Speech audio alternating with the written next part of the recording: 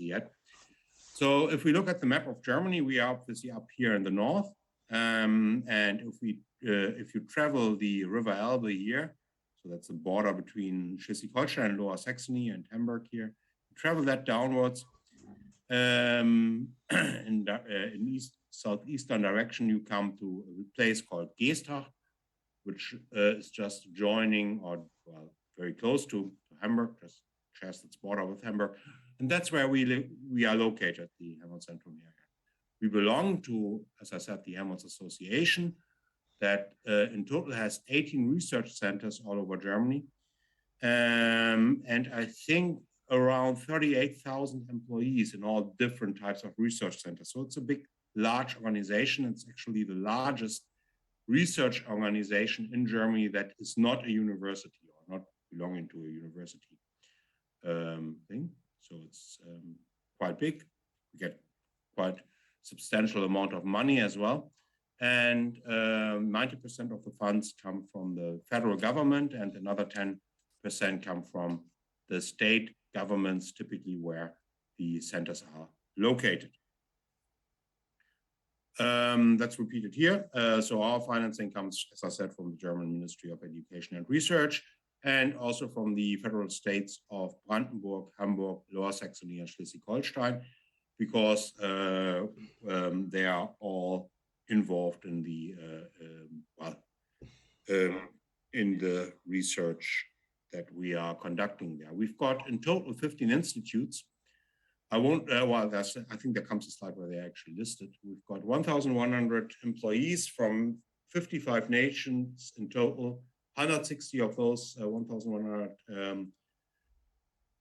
employees are PhD students, and we were founded in 1956, so we are actually quite old, only we had a different name then. We were called GKSS when we started off in 1956. We are renamed in Helmholtz-Zentrum Geesthacht in 2010, and as I said, this year in 2021, we were renamed to Helmholtz-Zentrum Heria. So, as I said, that's where we are distributed all over Germany. So as I mentioned, we are in Geesthacht here. That's the main seat where our institute, the Institute of Membrane Research, is located as well. You've got all the other institutes named here.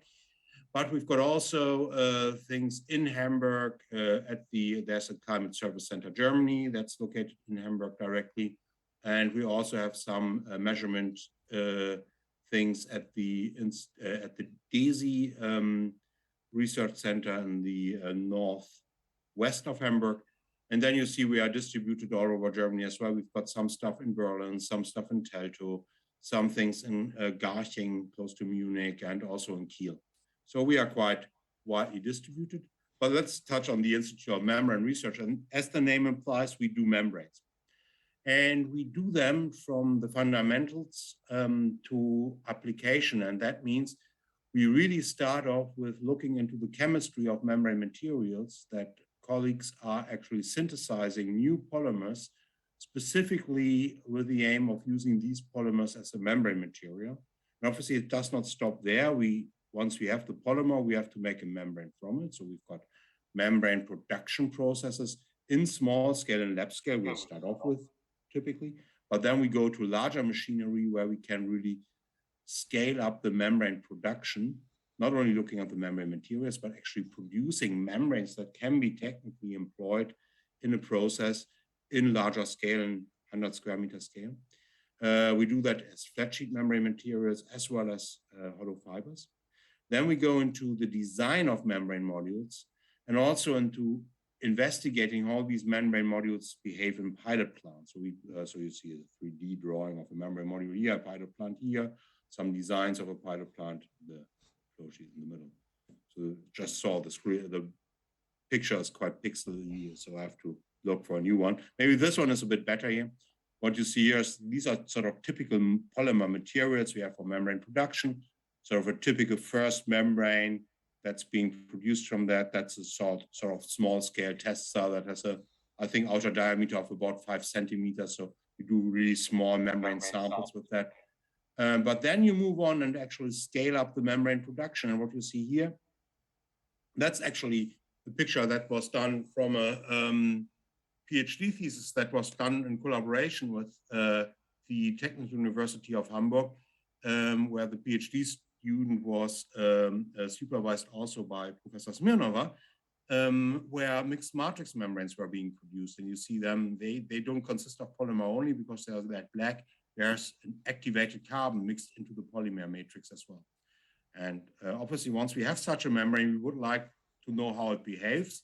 So the first thing we need for that is a membrane module. As you see here, some drawing, 3D drawing, the actual outcome of that. Once it's being produced, you see the membrane envelopes that are in there. Here, what exactly all these parts are, I'm going to touch on in a few minutes. We built our pilot plants, we designed them ourselves, we built them ourselves partially, where we can actually investigate how these membrane modules behave over wide ranges of operating parameters, be it temperatures, pressures, or compositions of gases. And here you see a picture of a photograph of a membrane module. You see a membrane unit. You see the membrane module installed here. It's a small one like this one, a larger one behind you see installed here. So we investigate how do these membranes actually behave in real life. What we come up with then, if we, for example, measure the operating profile of carbon dioxide along a membrane module equipped with the carbon dioxide selective membrane, you see how that drops if you look at these diamond symbols here. And that's always accompanied by modeling and simulation efforts as well, where we look in how do we actually describe the operating performance of such a membrane module by process simulation. And what we are using is Aspen Custom Modeler to actually develop equation-oriented models for our membrane modules and implement them in a process simulation software. And that compares quite well. That's the line here. That's a prediction by Aspen Custom Modeler. We not only do these process simulation approaches, we also do CFD to even more in detail look into the operating performance and into the flow distributions of membrane modules. You see an example for that here. But also our colleagues in chemistry, so polymer synthesis and these guys, they look into how actually these polymer networks, these polymers behave when they function as a membrane material. So how do permeating molecules behave in this polymer matrix? So that's described by molecular modeling approaches. Right. But why are we doing membrane processes? Well, if you look at what peroperation, gas and vapor permeation have done in recent years, they become more and more attractive as an industrially employed separation process. Initially, they were quite often used as end of pipe, and they are still now today. Just if you think about carbon dioxide removal, that's quite often end of pipe. You've got an off gas, a flue gas, where you want to remove the carbon dioxide from. So that's really end of pipe. But you more move to process integrated scenarios.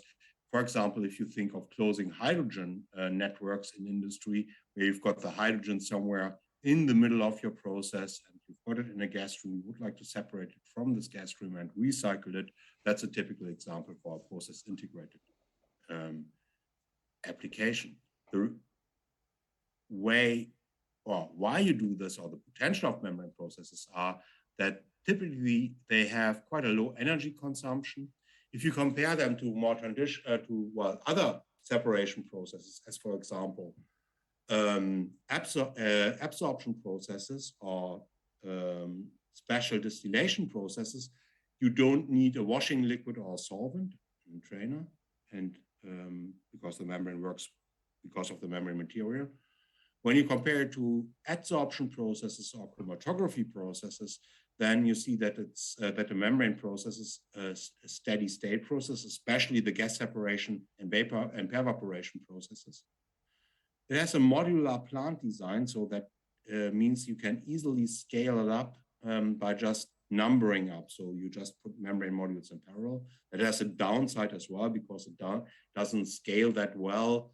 Because typically if you increase, for example, the size of a distillation column, it does not go linearly, it goes below linearly, whilst the membrane process pretty much goes linearly up if you want to increase the unit size. Well, it's well suited for integration to and hybrid processes. So you can really quite straightforwardly integrate a membrane module, for example, with the distillation column, or you can also combine membranes with reactors, then you have a membrane reactor. So that's quite well suited for that.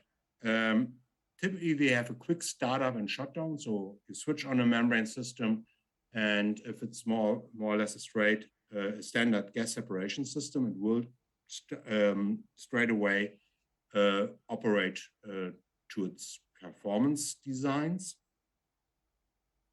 And it's really well suited for these tasks that arise from a changing raw material scenario. So we more and more shift to, say, hydrogen, to a hydrogen to a hydrogen economy. On the one hand side, we are more and more asked to separate carbon dioxide, for example, from processes that cannot operate without carbon dioxide being released. So we have to actually separate the carbon dioxide from that. And for all these processes, membrane technology is well suited.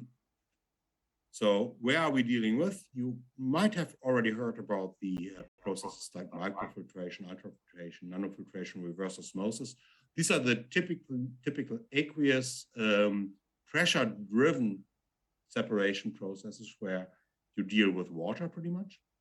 Then there are obviously dialysis. That's the down thing here. That's typical medical application. So artificial kidney is a dialysis membrane.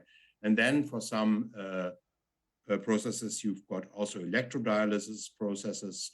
Then there are also membrane distillation processes and so on. However, that's all, these are things we are not dealing with. We are looking here at the processes per evaporation, vapor permeation, and gas permeation. These are the driving force here is either the partial pressure difference, if you really can assume the involved components adhere to the ideal gas law, which quite often is not the case. So you have to account for the real gas behavior or the non-ideal liquid behavior. And so that's why I've written here a fugacity difference as the driving force. The separation mechanism is typically working according to a solution diffusion mechanism. In evaporation and vapor permeation, the relative volatility can play a role as well. Evaporation stands out as well because it's actually the only membrane process, while there are some membrane contactors where that might be the case as well, but really the sort of classical membrane process where you've got two phases. You've got a feed that is in liquid phase and a permeate stuff that goes through the membrane that is in gas phase. That's where evaporation really stands out from the other membrane processes. Right, now look at the applications. So gas permeation, the separation of hydrogen from process gases already mentioned. That's really a big application, and that's an application that is being quite prominent for quite a long while already. Then we've got oxygen and nitrogen separation. Also, that is quite prominent. These were the first membrane processes in the late 1980s. Also, drying of process gases, conditioning of natural gas and associated gas and oil production is being employed quite often as well. Recovery of volatile organic compounds from permanent gases in refineries and chemical industry is done quite often. CO2 separation, of course, is done quite often. So these are typical gas permeation applications, but there are quite a few more as well. And then we've got vapor permeation and evaporation. The classical example is the breaking of azeotropic points. So you might know that if you do a distillation with ethanol water, then at a certain point, 87% of water, of ethanol, if I remember correctly. Well, at that concentration, you don't get any further with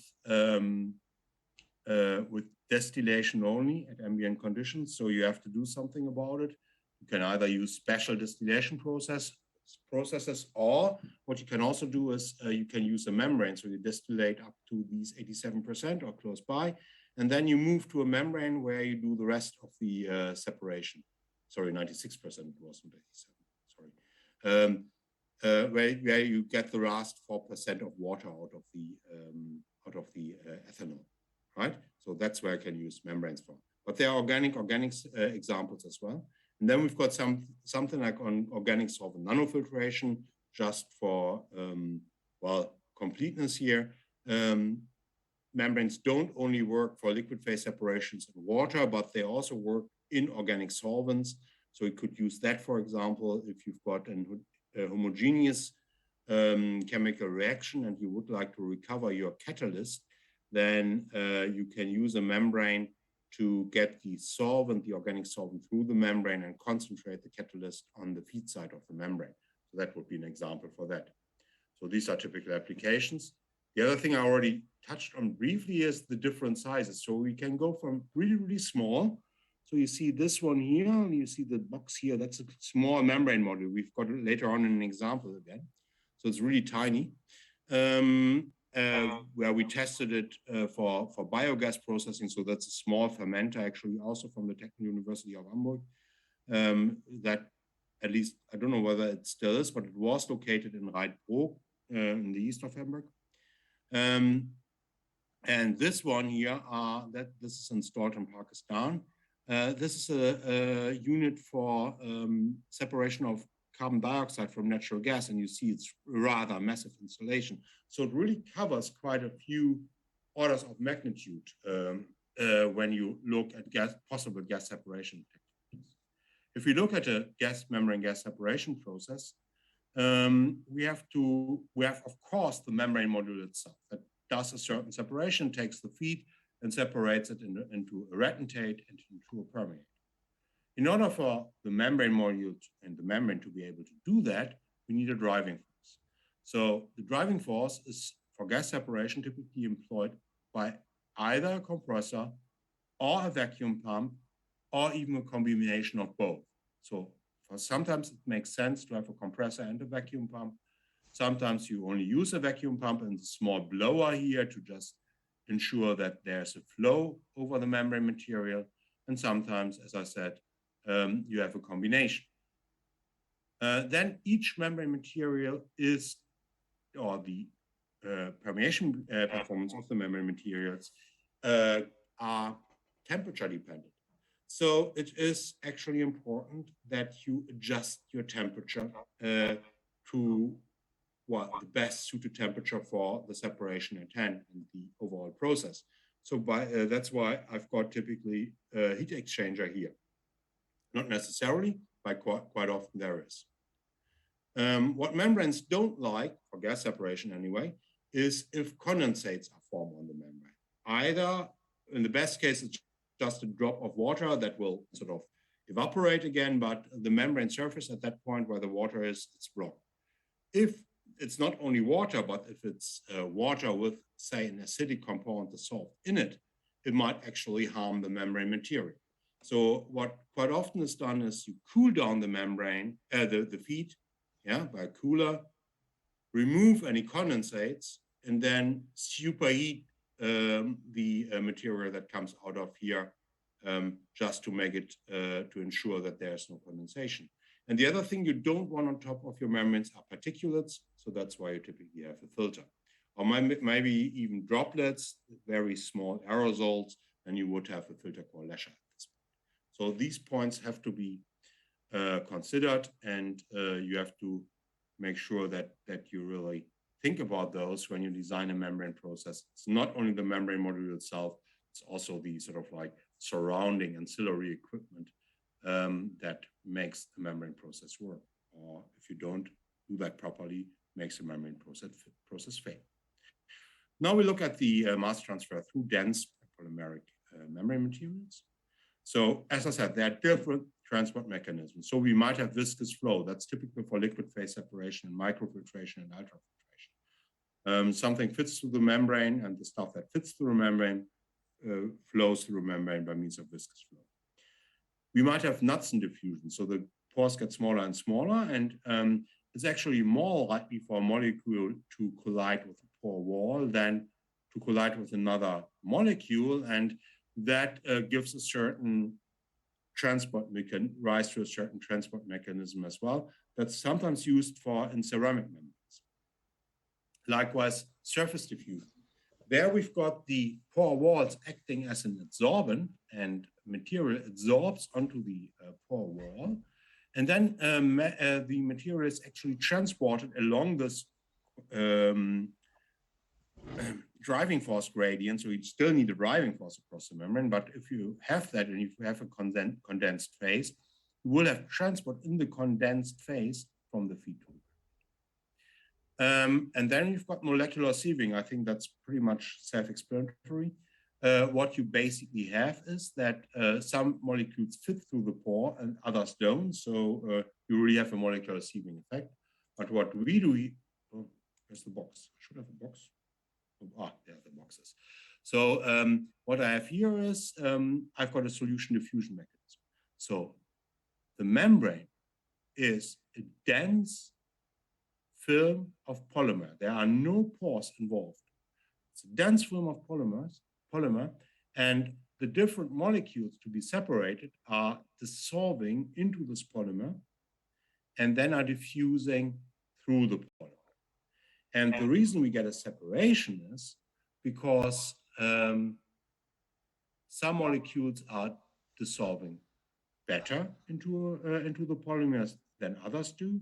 And once in the polymer, some molecules diffuse at a higher diffusion rate than others do. And that gives the actual separation, knowing what you want to separate from what, yeah, on the one hand side, and what polymer is well suited. So what has the good solution properties for the material in question, and what has the good diffusion qualities for the material in question. That's how a membrane looks like, a modern thin film composite membrane, because as you can imagine, you want to have the membrane material rather thin. As thinner as it gets, as higher the permeance, the normalized transport rate through the membrane becomes. So that's expressed as diffusion coefficient. We had that on the previous slide. So how well does a molecule diffuse in the polymer matrix? Solubility coefficient, how good a molecule is dissolved into the membrane material, divided by the thickness. Yeah, that's delta. So as thinner the membrane becomes, as more readily the molecule will actually diffuse through the well, as quick, not as more readily, but as lower the resistance becomes for diffusion of the polymer layer. So that's why we want really, really thin polymer layers. And sorry, I just see I didn't change that here to the Greek letter delta. So D here is the thickness. And you see that these thicknesses are really rather thin. They are in the nanometer range. And the polymer here is the actual selective polymer that's protected in a sandwich of highly permeable, dense polymers that are not that selective, but protect this highly selective polymer. But they are all very, very thin. So to have, well, yes, we want to have a selective transport resistance, but we want to be it selective, not that much a resistance, right? And then that's why we have to keep it thin. And on the other hand side, we have to apply a driving force, right? And the driving force, as I mentioned on a few slides back, is generated by a pressure difference across the membrane. So we have to account for the mechanical force difference applied. So that's done by a porous support structure, which is shown here. So that's a porous support of the membrane. And if we want to look how well the membrane behaves, as I said, that's permeance here. We can also measure that from variables we can easily get hold of. We measure the volumetric flow rate. We know the area of the membrane. And if we know pressure, temperature, and composition on feed and permeate side, all things we can measure, we can calculate fugacities. And from that, we get our permeance. So that's all things we can actually get a hold of. Right. If we look at these membrane at this construct, so you see the same picture as on the previous slide. You see here again. That's obviously was a zoomed in version. We've got different parts making up a thin film composite membrane. It starts with a non-woven, so you've got rather thick membrane, sort of like polymer fibers here, on top of which this porous support structure is being applied, and you see it's asymmetric, so it has bigger pores here and finer pores here, and on top of the fine pores, these dense polymer layers are being employed. And we've got a whole toolbox of different membrane materials that we select according to, well, obviously the separation task at hand and the other process conditions that are being involved. So some of the materials are more chemically resistant than others. Others are more temperature resistant, so we really select the material that we need. Right, now look at the, so there are not too many slides with equations. This is one of them. If we start developing a solution diffusion model, then we can do it as indicated here. We have a thermodynamic general solution diffusion model for transport through through a membrane. And if we do that and develop it and really do some mathematics with it, in the end of the day, we end up with this equation. And if you compare that to the previous slide, it's exactly the same type of equation you can actually derive when you measure data directly. This is for the membrane itself only. Well, when there's always this index capital M, it means it's inside the membrane. And then we just say, well, actually, we've got a thermodynamic equilibrium at the membrane surface. That means the fugacity inside the membrane, so just at the surface of the membrane, but already inside the membrane, equals the fugacity in the gas phase or in the liquid phase that's just on top of the membrane. And the same goes for the permeate side. So we can introduce that here. And if we look at this composition concentration in the membrane divided by fugacity, then this is actually the solubility coefficient. So we end up with exactly these equations I showed you before. The only thing which comes in here as well is that the product of solubility coefficient and diffusion coefficient actually is the permeability, right? So that's a thing that is mentioned quite often as well.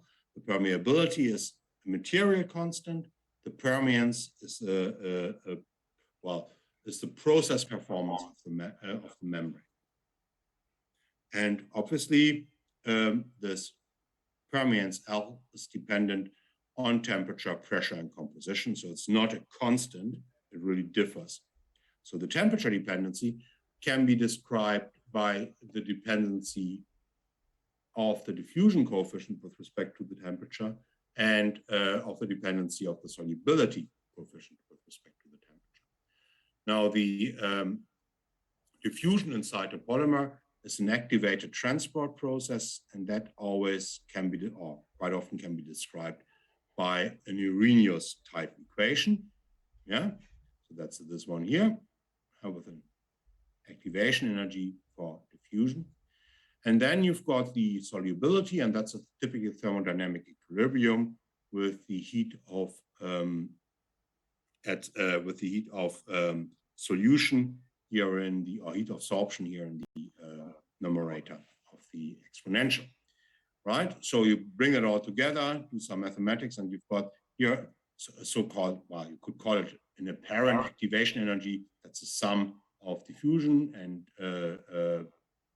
activation energy for diffusion and heat absorption.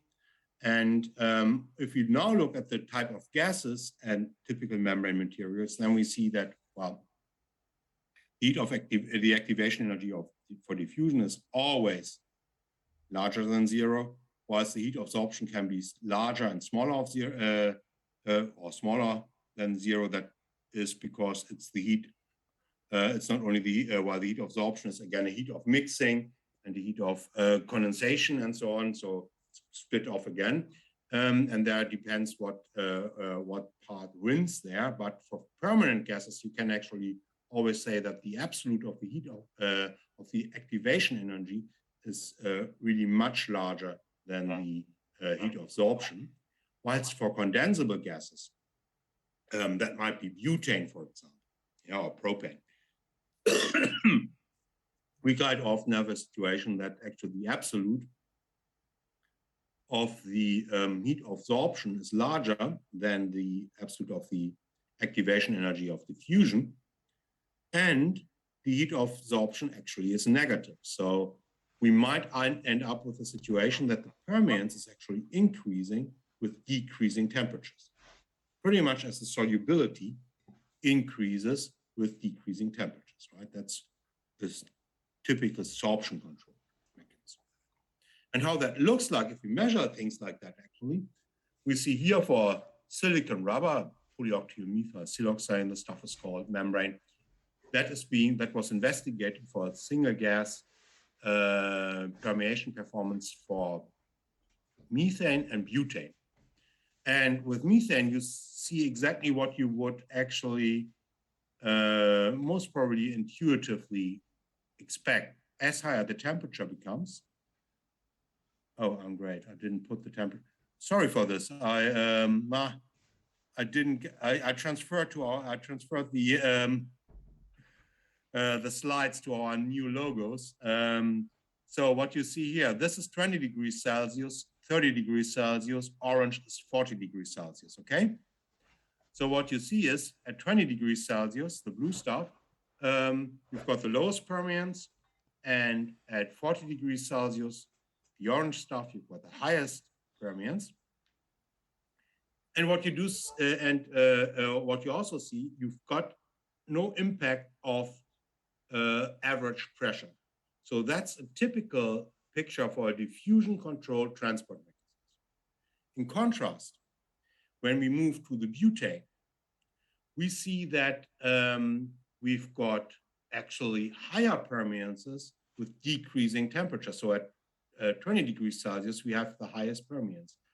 That's because this is solubility controlled. And another hint is that we've got actually a pressure dependency. As higher the pressure of the gas becomes, as more likely it is to condense and to go in sort of like condensed state within the polymer, so when it dissolves into the polymer phase.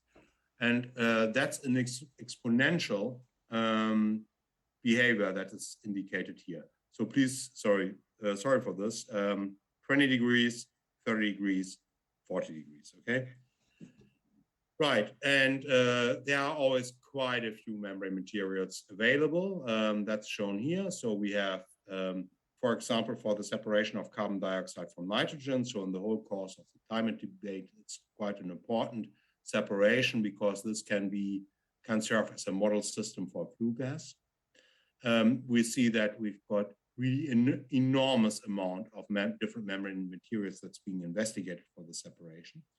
And this guy, Dr. Robeson, he every few years makes an investigation and plots all this data and has a look on how well that behaves for the separation. And these are these permeabilities. So these are no real membranes yet. This is just the membrane material. And if you see what we've done is we've developed a membrane, or we've looked at different materials that could be suitable for membranes and compared that to how well this behaves. So you see these diamonds look actually quite nice. So apparently we've got quite good membranes for the separation. And that's being developed for a lot of different other separations. So hydrogen from nitrogen is an important one, always was, because that's a classical separation. We've got, for example, an ammonia synthesis.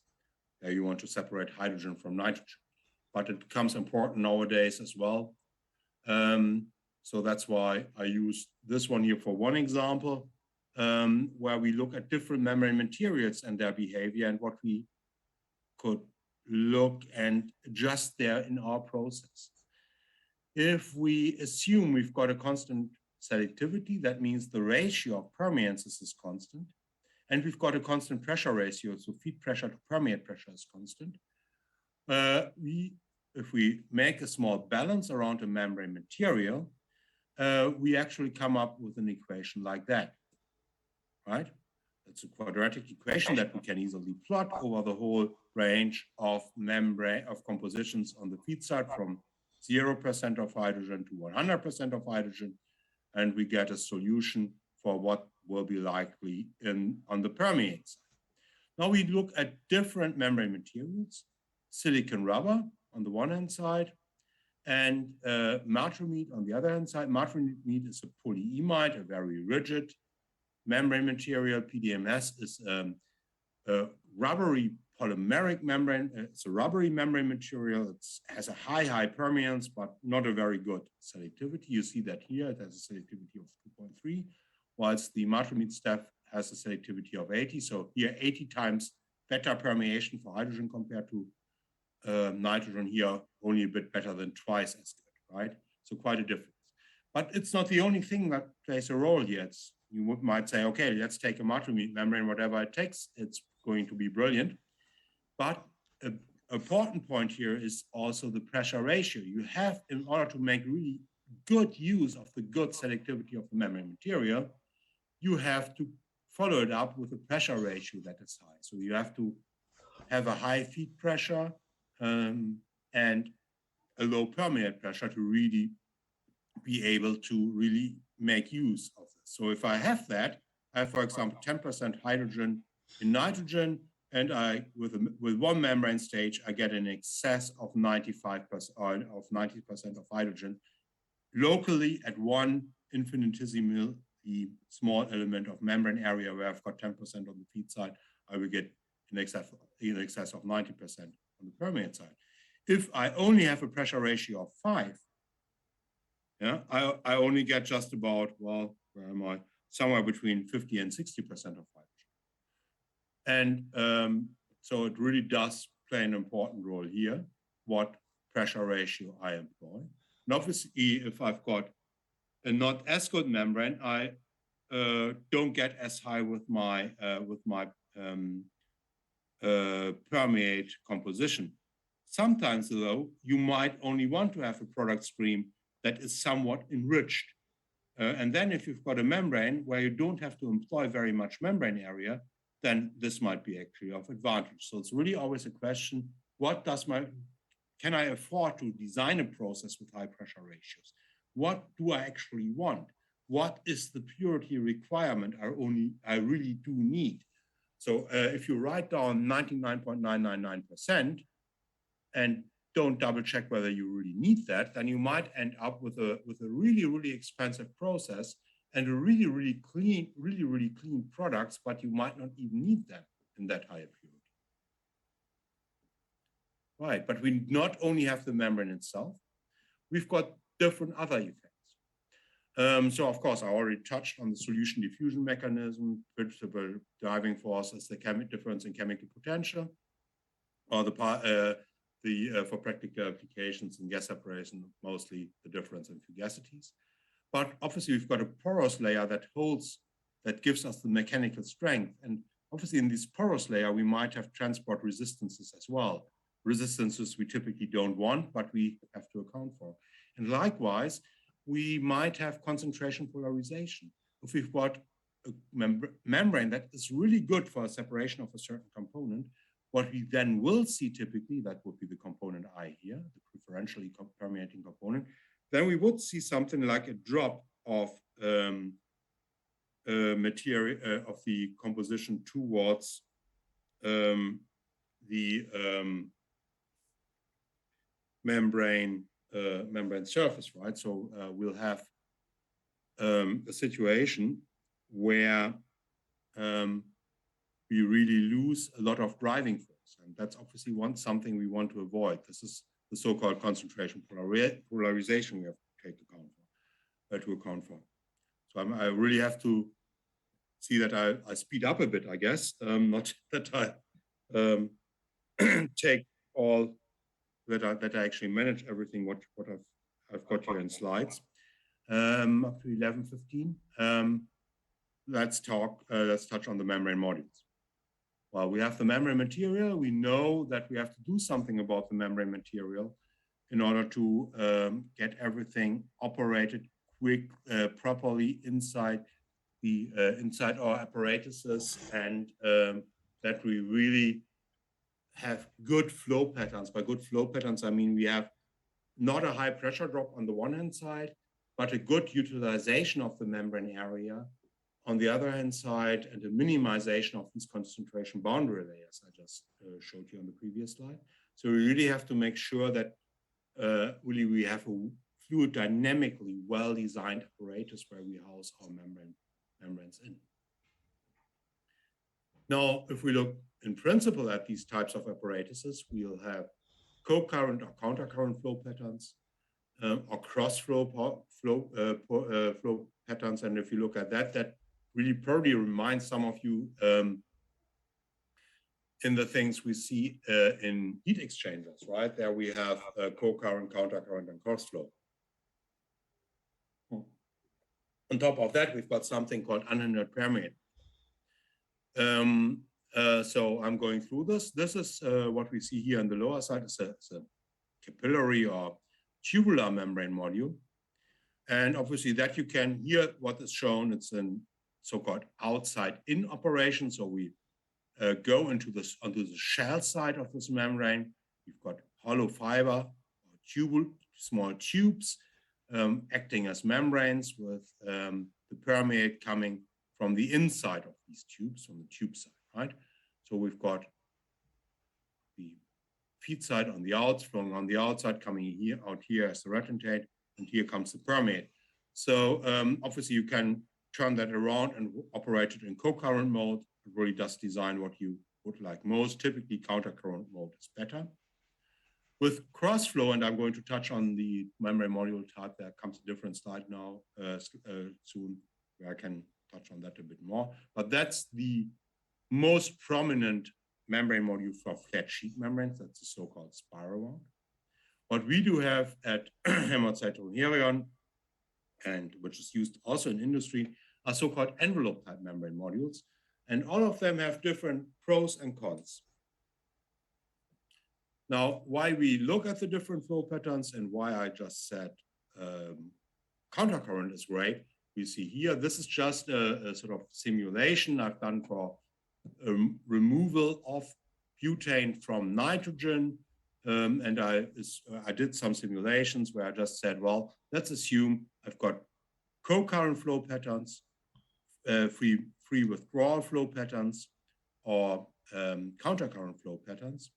And if I look at the co-current flow patterns, then I see, well, and I want, the other thing is, at this point here, I would like to have 2% of butane back in my nitrogen. And then I see, well, if I move along here, and this is my 2% line, I have to use something like 2.3 square meters of membrane area to get there, right? So actually, I have to install quite a bit of membrane area if I compare that actually with this unhindered permeate withdrawal. Unhindered permeate withdrawal means, so I think I didn't say that properly here, I just have the flow through the membrane that is moving through the membrane perpendicularly. And then I just take all these flows and mix it and withdraw it as one permeate stream, and assume, and this assumption is actually quite a fair assumption for a lot of processes, that there are no developing flow profiles on the permeate side. And no flow profiles means also that there are actually no loss terms on the permeate side. And that's actually a fair assumption for a lot of membrane processes. And if I assume that, then I come up with some 0.8 square meters of membrane area. And even if I have countercurrent flow, then it gets even better. So I need something like 0.4 square meters of membrane area, where there is to say this is the only non-ideal thing I've considered here is the are the flow patterns. No pressure drops, no concentration polarization, which would obviously fit into a real life calculation as well. So this is the same slide with some annotation and larger than you saw before, the same picture. Again, that's this inside-out mechanism here. The tubes are the membranes. Typically, the selective layer would be on the outside to maximize the amount of membrane material. You've got these sort of shaded things here, the so-called potting. It's glue where the ends of the membranes are stuck into. And in order to have this countercurrent flow, you cut off some glue, a slice of glue here so that you've got open ends while you leave it closed on the other side. And then you get this countercurrent flow pattern, feed on this side, permeate is moving always onto the inside of the tubes and swing withdrawn as a permeate. That's the flat sheet membrane module type, so spiral wound membrane module type. Here you see a picture of it. That's a 100 bar pressure vessel. That's why it looks that massive. And you see sort of like things spiraling around the central tube. And what you do is you take two sheets of membrane material. The selective layer of this membrane material is always on the outside. You put a webbing, a spacer material. These are these things here, you see here, in between those two. And then you put these two layers of membrane material on top of each other, and you glue them at the outer edge. Right? That's what is written here as bonding. Glue them together on three sides. The fourth side you leave open, and you attach to a perforated tube here. And then you put a spacer on the feed sides as well, and you just wrap the membrane envelope around this tube. And that's why it's then it looks like a spiral. And that's why it's called spiral wound membrane module. And you don't do it with only one envelope, but with 4, 5, 6, 7 membrane envelope. It depends on the geometry, how many of those envelopes you can attach. And by that, you get actually modules with up to 150 square meters of membrane installed per per membrane for spiral wound. Now, what we are using at Aerion, we use these other types as well, but the thing we mostly use for gas separation are the envelope type membrane modules. So they contain up to 75 square meters of membrane area. And what we have here are individual membrane envelopes. They look like that. Yeah, they've got this sort of geometry. You've got a flow on the feed side of the membrane. And also here, you've got two membrane material sheets. You put them on top of each other. You put a spacer material in between, and you actually, in this case, thermally weld at the outer circumference. This is basically melting the polymer material, and you punch a hole into the middle, and then you stack it up onto a perforated permeate tube as well. You see this perforation here. And the flow pattern now runs like this. You hit, first of all, the baffle plate. That's this one here. And then you have a zigzag motion around these baffle plates, and you've got always a flow over a compartment of membrane envelopes mounted in parallel. The permeation, that these are the blue small blue arrows, go onto the inside of the envelope. The permeate is drawn off here, and the retentate depleted by the permeate is drawn off here. So let's hope that this works. Oops.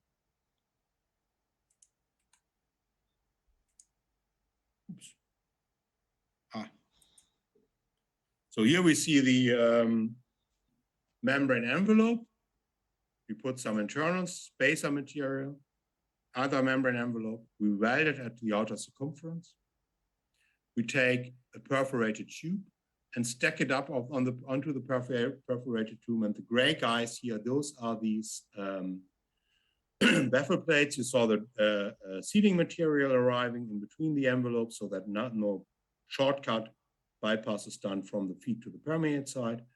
Then we put the red stuff where the seals around the baffle plates, and then we put a pressure vessel around it. And then we've got our membrane. Our membrane module equipped with membrane envelopes.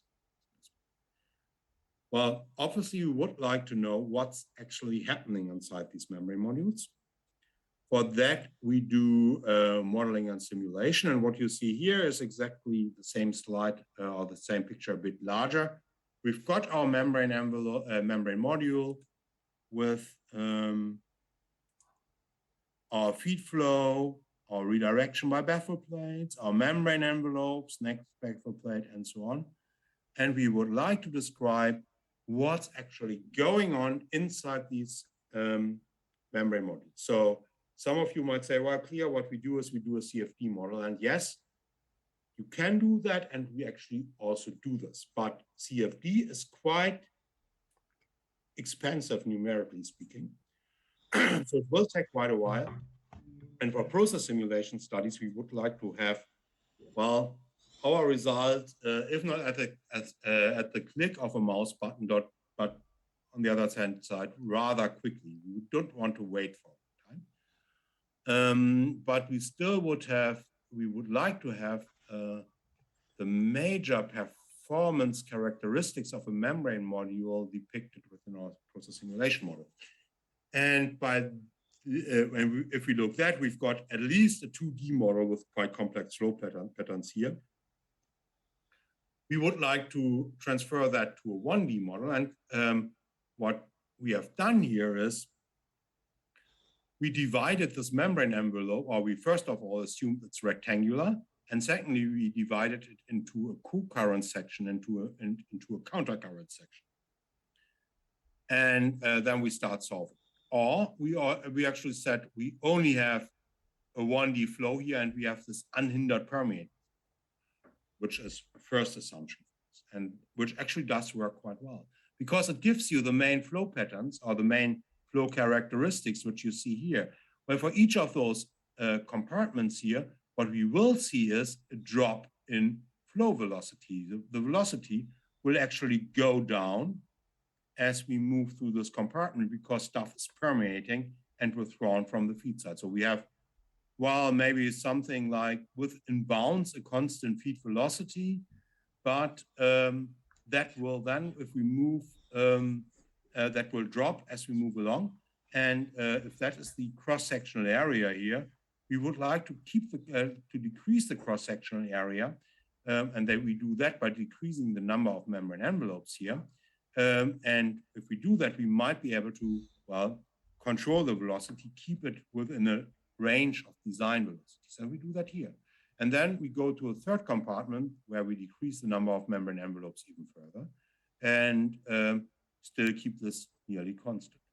Because of the concentration that's going down here, if we want to separate, in this case, for example, CO2 from methane, we will see an increasing methane concentration here, which means we've got a high concentration of carbon dioxide here and a low concentration of carbon dioxide here. That will give rise to a high permeance initially, and that permeance will go down.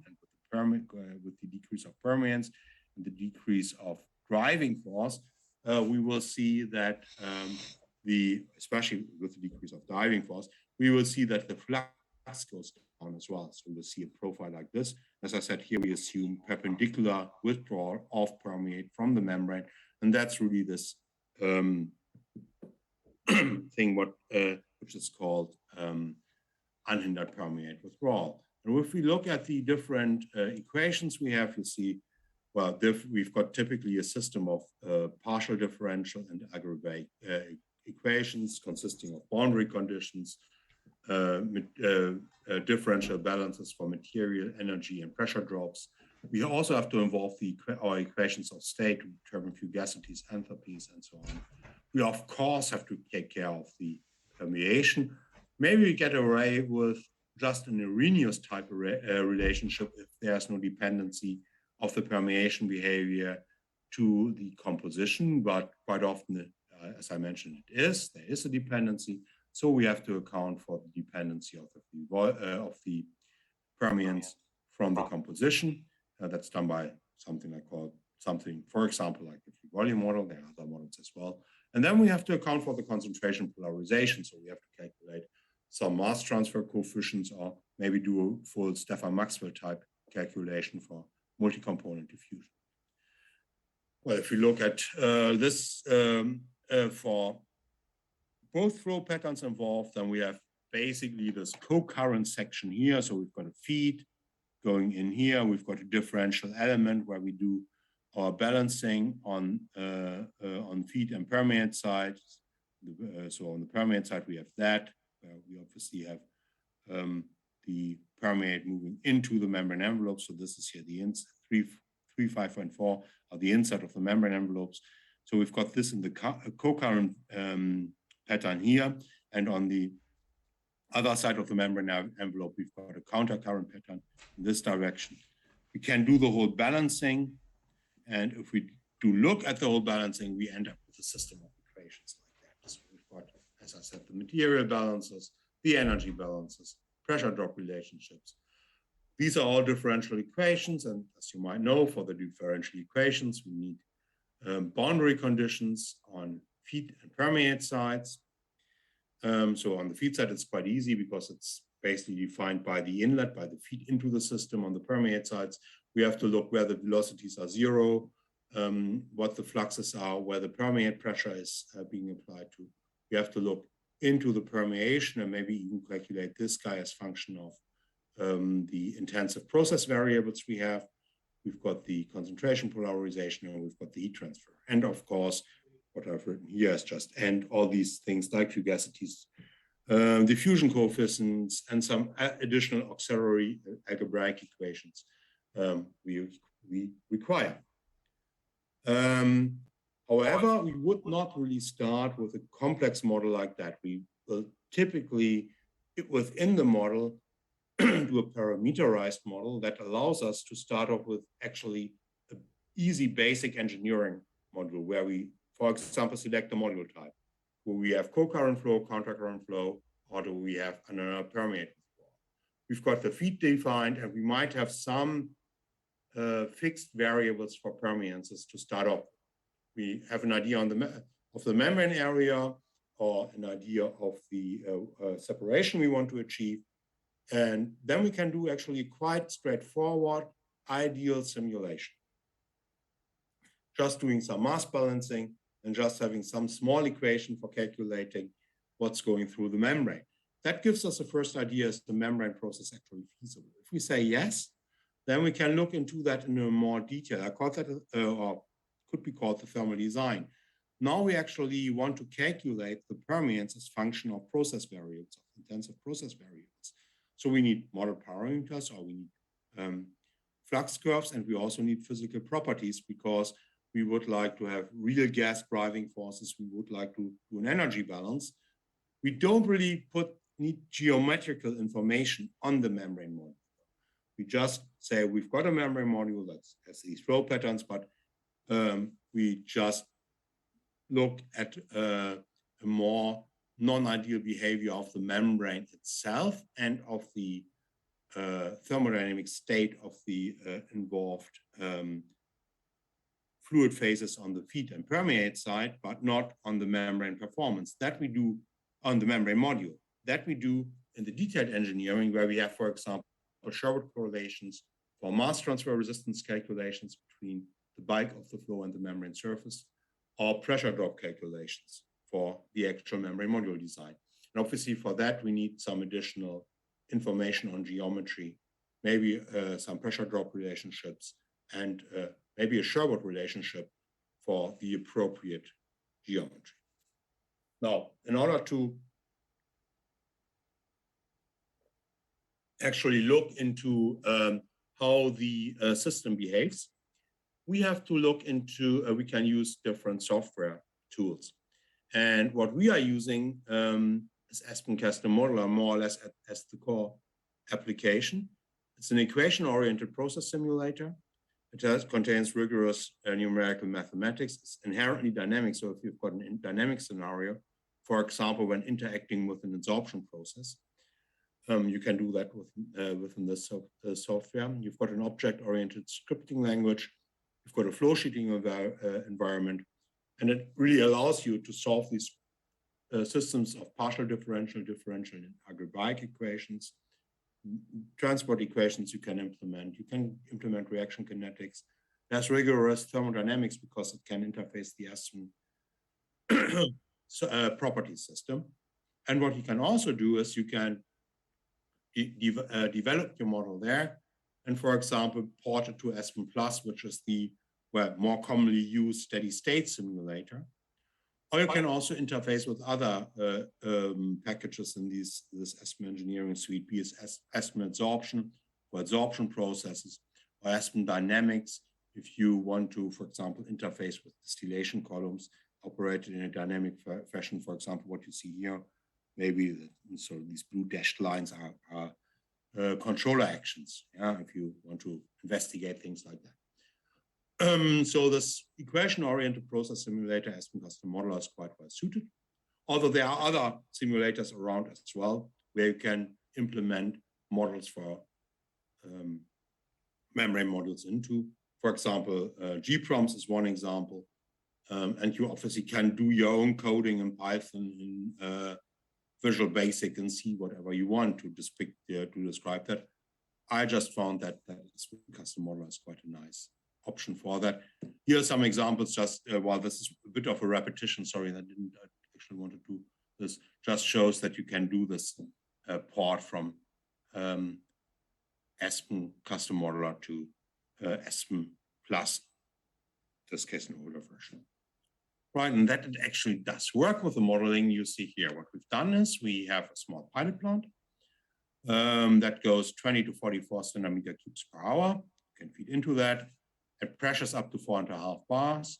And what we mounted here was a 9.5 square meter membrane module equipped with so-called polyactive membranes. They are quite nice for the separation of carbon dioxide from nitrogen. Next thing is we have here is that this system is equipped with liquid ring machines. That means the feed to the system is always water vapor saturated. So it's actually not a binary mixture, it's a ternary mixture containing water vapor as well. And what we use is not exactly this membrane module here. We used one that had 6 millimeter connectors in this vessel here. And via these 6 millimeter connectors, we could draw samples online towards a gas chromatograph. And this gas chromatograph gave us information on the composition along the membrane surface. And these are the diamonds you see here. You see that they are decreasing as you move along the membrane area to these 9.5 square meters. And what's also drawn in here is this blue line. And this blue line was derived with a process simulation model for the membrane module implemented in Aspen Custom Modeler using the system of equations on this table I just shown you. And what you have out of there is basically a very exact representation of what's going on inside this membrane module, with only using parameters for the permeation model as the experimental input. That was the only experimental input that was in this model, and what you obviously see is that it predicts it very well. So the flow patterns are represented quite well by the system. And you also see that there are certainly some quite pronounced non-idealities. So you've got a pressure drop on the inside of these membrane envelopes. That's actually not that high, as you see here. However, if you look at the spiral wounds, and this is here the behavior of the pressure field inside this membrane envelope here. Yeah. So where I'm here, this point is this point here. So here you see you've got some 14 millibars of pressure drop, and that's already quite a bit of pressure drop inside the system, and that might decrease your operating performance. So the last 20 minutes, I would like to speak a bit about some process examples. I start off with biogas processing. So biogas processing is obviously a thing that is always in discussion, where waste product streams from farming, but also from urban scenarios can be used to derive biogas in bioreactors The biogas typically consists of something like 60% of methane and 40% of carbon dioxide, also contains water vapor, sometimes H2S and other components you would like to get rid of. So that's shown here. You've got H2S removal, you've got adsorption, and then you have, for example, by an adsorption process, biogas that is equivalent to natural gas and can be distributed via the natural gas network. And of course, what we would like to do is to do the same thing by membrane technology, where also there might be some preconditioning, as I showed you on my initial slide. I should that's not drawn in here. That should actually appear here as well. There has to be some preconditioning as well. But we can use that as a gas that can be used as an equivalent for natural gas, and that can be derived by membrane technology as well. The question would be now, what membrane? I already mentioned this polyactive membrane, and I already mentioned that that is quite carbon dioxide selective, so that's good.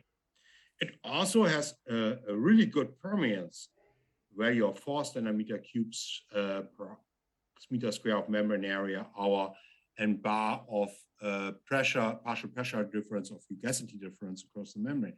So it's a really good membrane for carbon dioxide. And if you compare it to this Martomete stuff, actually that looks quite slow in comparison. So there's not much happening here.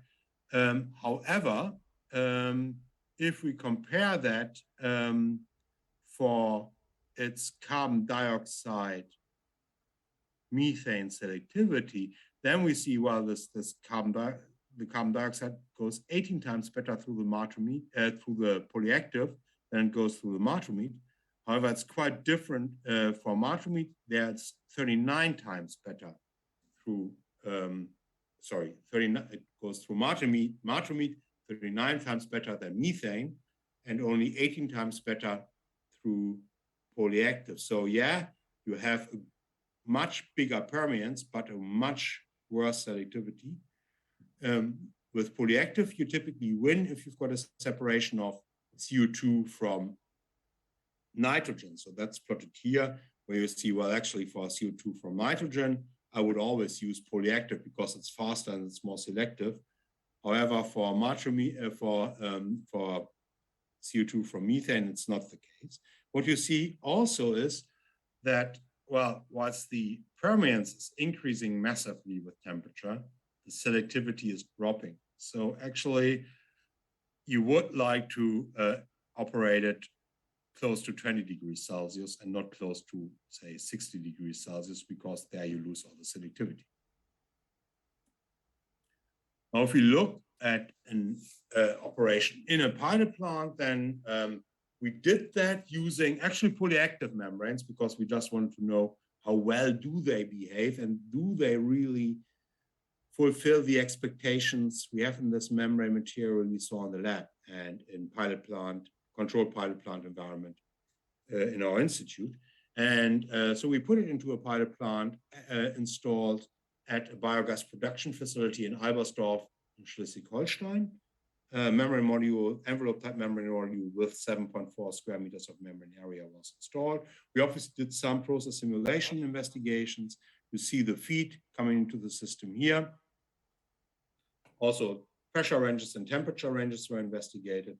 And obviously, we did this pre-treatment stuff. So we didn't superheat because it was not really necessary. We had a filter coalescer equipped with a heat exchanger, but we didn't need any other pre-treatment. We did that in collaboration with one of the companies we work together with quite often, called Borsig Membrane Technology. And what you see here is this membrane module installed. Here's another membrane module, a bigger one even installed. This was a small one, though, with a 7.4 square meters of membrane area installed. A typical experimental result you see here. But we actually got into the system with 65% of methane. And on the retentate side, we got 95.4% of methane. So that's actually equivalent to what we said was good for natural gas process, for natural gas quality. So that's really nice.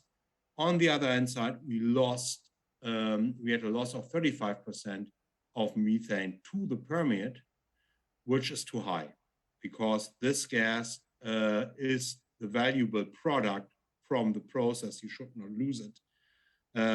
So a one-stage process here is certainly not the right answer, because this is way too much. We have to recover this.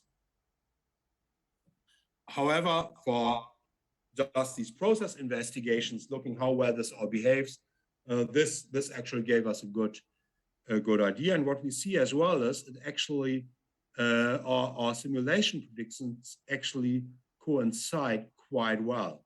So we see here that we could predict, especially for the lower flow rates, really well what's going on inside the membrane module for the lower flow rates and for the lower pressures. At the higher pressures, there comes some, higher, not higher pressures, all 9 bars, but at the higher flow rates, we saw some deviations, which we still, which we have to sort of look into in more detail. You see the same here for the stage cuts, that especially for the lower pressures is well predicted, where for the higher pressures and higher flow rates, we see some deviations, but still it's quite nicely predicted. We looked into this in a smaller scale unit because actually we wanted to look at how to actually get everything well into a closed loop scenario and don't have any methane losses. And that's actually been done here. What we do have here is we have a substrate that goes into a fermenter. The fermenter generates biogas. We've got a two-stage process.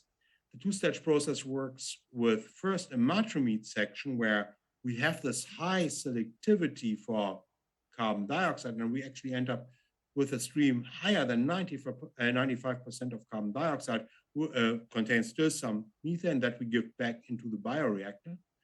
And on the one hand, and on the other hand side, we have here polyactive material that still quite efficiently drags out the rest of the carbon dioxide still in the gas stream here, so that we arrive with a product stream in excess of 90% of methane.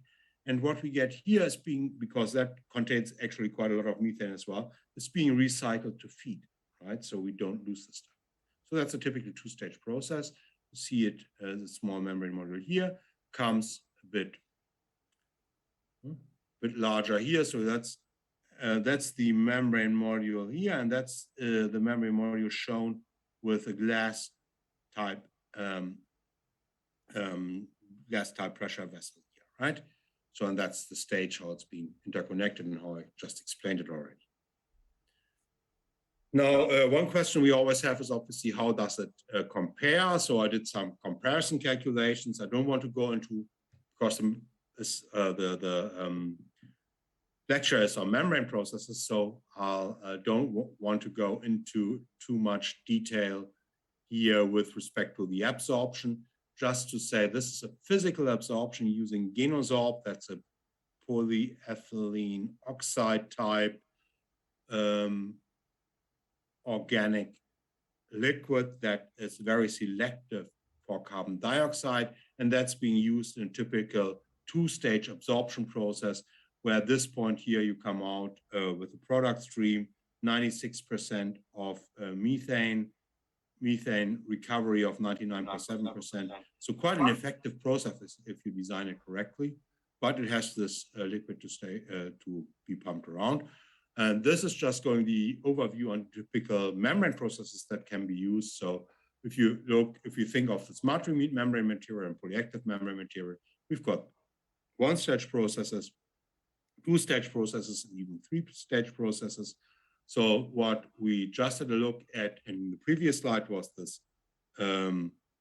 stripping process. We could also look into a rectification process where we would take the permeate from the first stage, recompress it, and do then a separation of the remaining carbon dioxide via a membrane. That's possible as well. Or even a combination of a rectification cascade and a stripping cascade into a three-stage process, and then play around with typical process options. So here's the one-stage process, and that pretty clearly shows well. Actually, the matromete membrane gives a better recovery, but it's still not brilliant. It still loses quite a bit of methane here with the permeate. So we would have to go for a two-stage process, as I already mentioned. And this is this two-stage process akin to this one I showed you on the slide on this really small membrane modules, where we combine these two membrane types, Natriamide and polyactive, and where that gives us a rather nice recovery and at good operating conditions as well, so that it's really quite a good competition towards absorption processes. This is a study, you see the time here, 2010, it's a bit older. However, one thing that is to be mentioned there, since then, membrane technology really became, I guess, at least in Germany, the most selective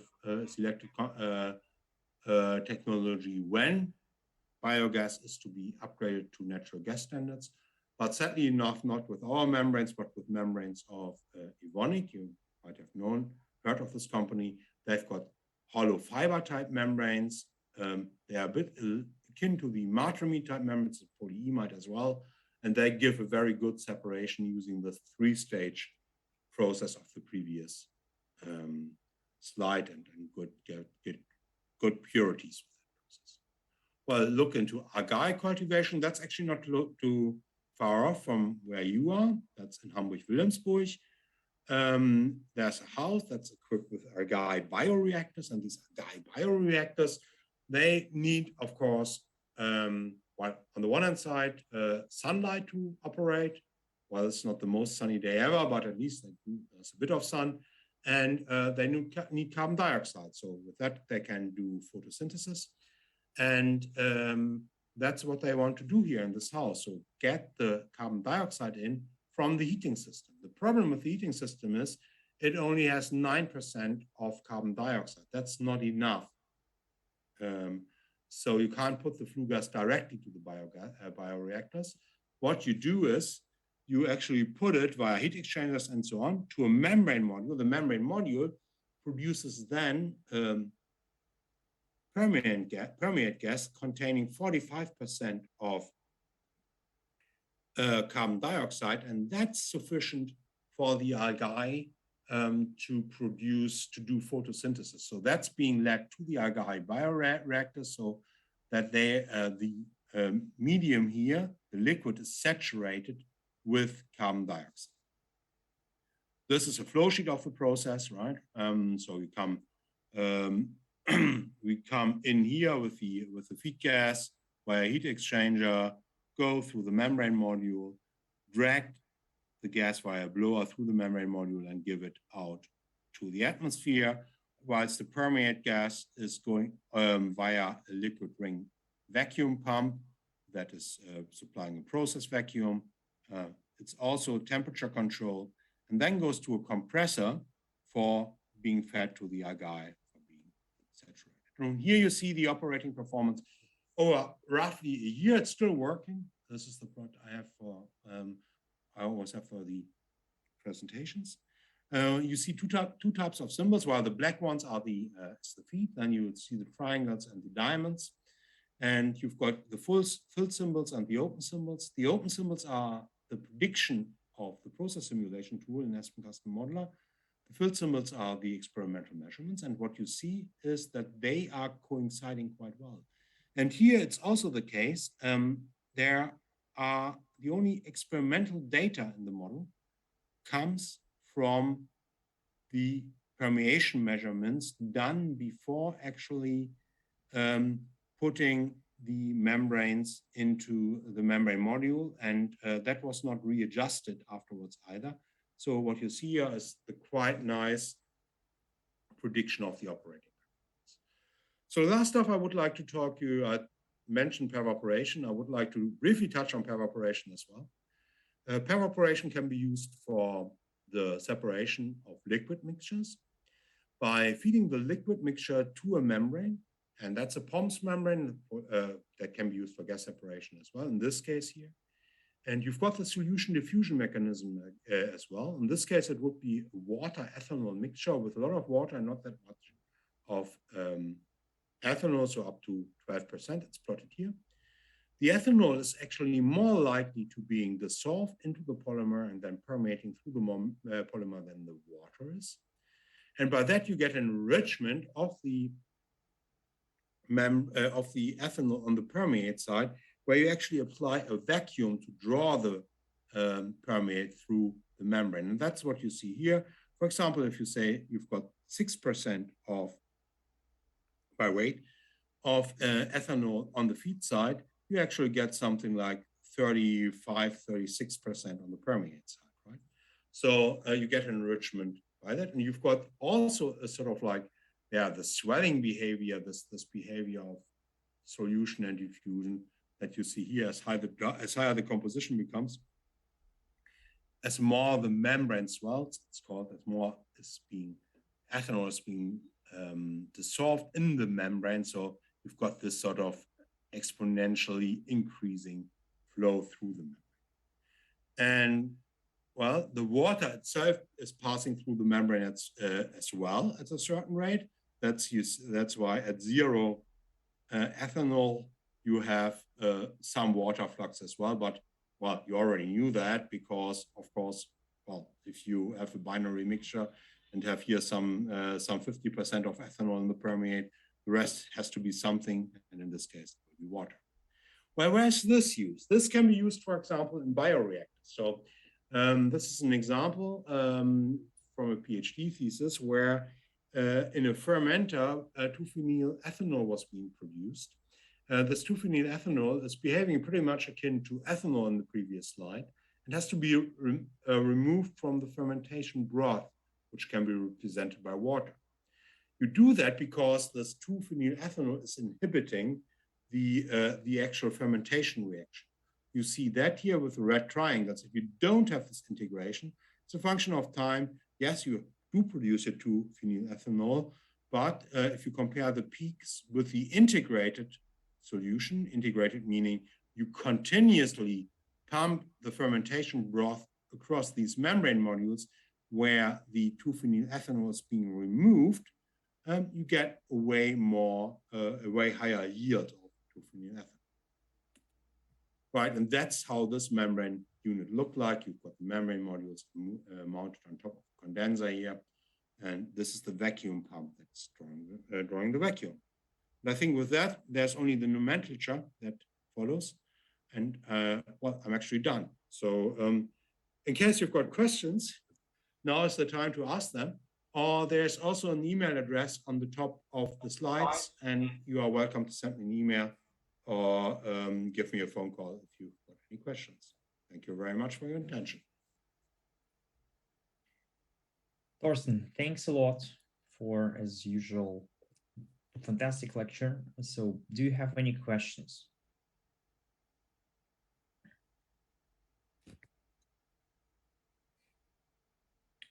As always, maybe somebody has to ask, you know, somebody has to be first. That seems to be not the case. So if you're interested in the research, which Dr. Brinkmann does, so you can always contact him via email. Also, yeah, anytime. Please feel free to contact me whenever you want. No problem with that. Also, there is an opportunity for master thesis. That's always down to the and we also pay for them, but it's always a question of availability of subjects for the master thesis, and sometimes also availability of money. This has to be said. So we have to look into the situation, and also at the moment we still have Corona, of course, and we have to see how that fits into the overall system. But also, but by all means, if you are interested, please feel free to contact us, and we'll have a look. All right, perfect. Thank you very much. Okay. So I have uploaded your lecture. So please, if you need slides, you have them as PDF uploaded to StudIP. So we have not recorded this session. So that was just live. The slides are available. For questions, please contact Dr. Brinkmann directly. We meet next week, Monday, as usual. 9:15 and 9:45, and then we also meet on Friday because Anya Hainal cannot deliver her PBL session next Friday, so I will be giving a lecture instead. At this, that remains, I think, to Sir, I have one question. Yeah, please. I just wanted to ask that sir mentioned that when we are joining the two membranes with each other on top of each other, we are using some kind of a spacer in between them. So Yes. when we are using the spacer, will it make any contribution regarding the pressure differences? Yes, of course, because you have to, because you apply a pressure difference across the membrane, right? Yeah. So if my hands are would be the membrane sheets, if I just put them on top of each other, then of course, well, it's not absolutely sealed, but I will have quite a high pressure difference because I've got the mechanical pressure for the driving force on the outside of my hands. If I put a spacer material in between, right, then I have some room for the flow of the permeate. However, because it's a spacer, it's a webbing, yeah, it's looking like, can be extrudates, can be woven. Because I have that, and the flow has to distribute itself around this, I will have a pressure drop there as well. Yeah, but that's a question of also selecting the right spacer material, the right mesh width, the right thread diameter, the right thickness of the membrane envelope according to what type of process I have. What is the actual vacuum I apply, or do I just have ambient permeate pressure, or in gas processing, sometimes I've got gas pressures that are higher than 1 bar. So yes, I have a pressure drop and I have to adjust it according to process conditions. But using the spacer, it is a positive thing in terms of the separation. If we are using, well, it's a mechanic, it's a necessity to do that, because if you don't do that, then you have then you have these membrane sheets lying on top of each other for these spiral wound and envelope type membrane modules, and so there is no flow possible. So yes, it is a positive thing, and it's a necessity for these type of membranes.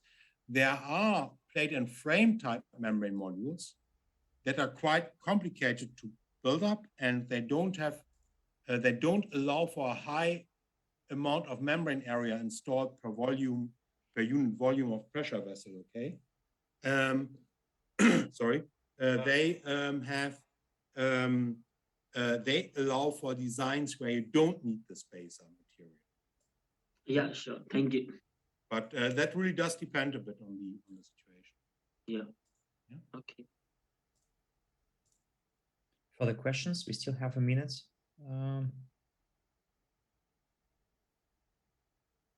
Seems to be not the case. So, Thorsten, thanks a lot once again. Yeah, no problem, Pavel. Anytime. It was a pleasure. Thank you very much. And as I said, feel free to contact me if you have any additional questions. Goodbye. Goodbye. Thank you. Bye-bye.